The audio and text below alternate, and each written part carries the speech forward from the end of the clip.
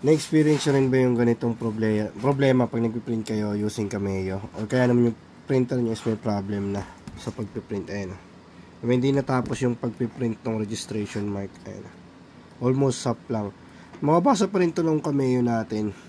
Kasong problema, minsan pagdating dito or dito, sumasablay na yung reading niya.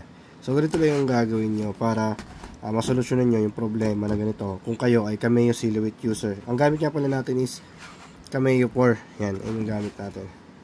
So ganito lang kadali yung gagawin nyo.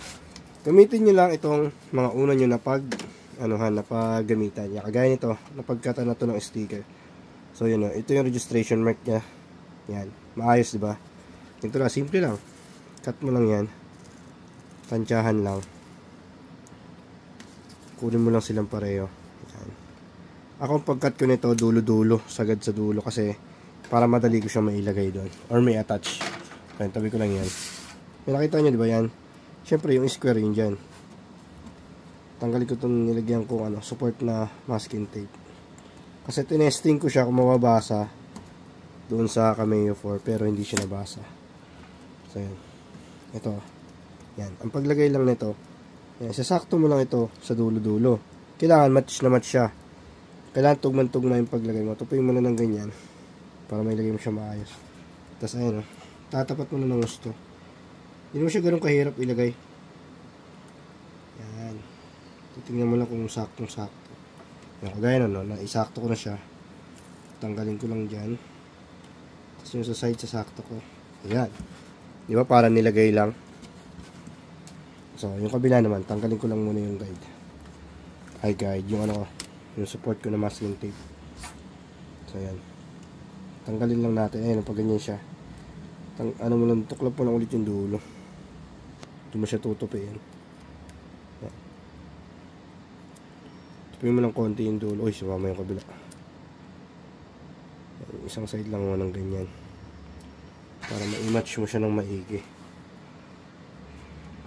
Didikit mo lang muna is yung dulo.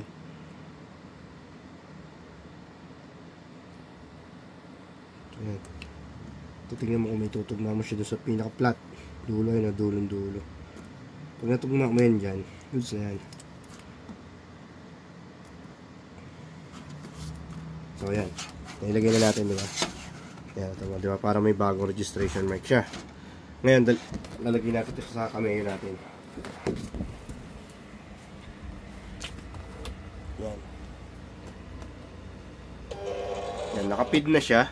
Ayan, testing na natin siya ikat.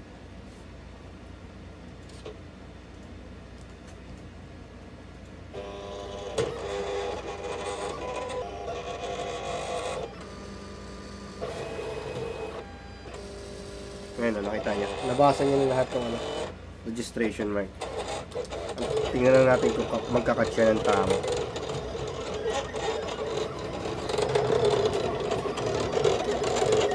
Yan, mukhang base naman sa unang mark na ginawa niya. Ayan. Mukhang goods naman. Okay naman. Tingnan natin mamaya.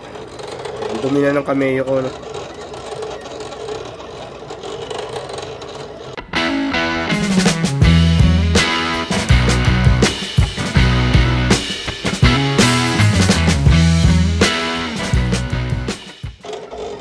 Ayan, patapos na siyang mag-cut. Isa na lang yung kinakat niya. Ayan, tapos na. Eject na natin. Ayan, eject lang natin. Yun, tingnan natin kung maayos yung pagkakakat niya.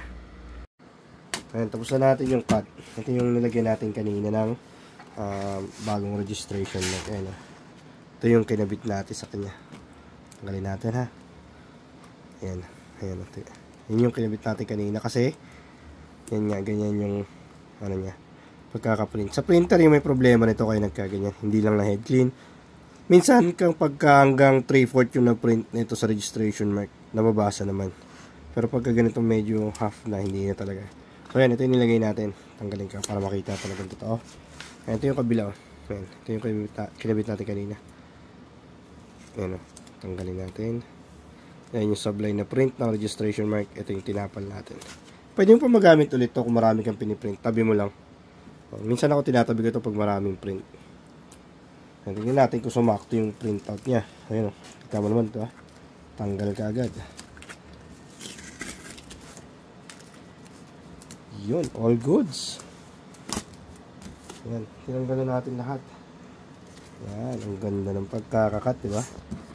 So, pag problema mo yung ganun, na hindi na-print na maayos yung registration mark, ganun lang yung diskarte kung paano mo siya maayusin. Yan, kita mo naman yung cut. Diba? Saktong-sakto pa rin. So, yun, ganito tayo ka-quality gumawa ng mga stickers yan, diba? Kitingnan mo naman. Yung ganyang sticker, weatherproof yan. At minsan tumatagal to ng hanggang ilang taon. Yung iba nga sa motor ko na nakakabit, hanggang ngayon nakadikit pa. So, yan, ang ganda, diba? Ganda ng pagkakakat niya. Kahit na sumabla yung print ng ating registration mark. Goods na goods pa rin yung pagkakakat ng mga sticker. Kita mo naman.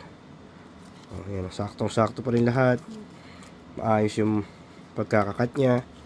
And nakat niya ng diretso pa din. Hindi siya sumablay. Minsan kasi diba pag sablay yung registration mark, minsan makikita mo dito na nakakat. Ayun lang yung diskarte kung paano mo gagawin. Kung sakaling ma-encounter mo yung ganong klase ng problema sa registration mark. So yun.